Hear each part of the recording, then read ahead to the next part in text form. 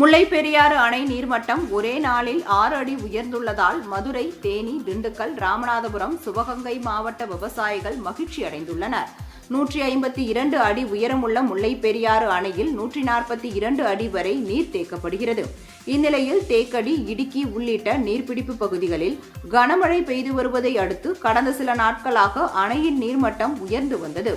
இந்நிலையில் நேற்று முன்தினம் காலை அணையின் நீர்மட்டம் 132.30 அடியாக இருந்தது. தொடர்ந்து இரவு, பகல் என அணையின் நீர்பிடிப்பு பகுதிகளில் பெய்த கனமழை காரணமாக நேற்று காலை 6 மணி நிலவரப்படி அணையின் நீர்மட்டம் 137.80 அடியாக உயர்ந்தது.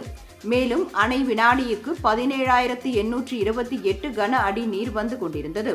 நேற்று காலை 9 மணிக்கு அணையிலிருந்து முதற்கட்டமாக கேரள பகுதிக்கு முன்மதகுகள் வழியாக வினாடிக்கு 1078 கன அடி திறந்துவிடப்பட்டது.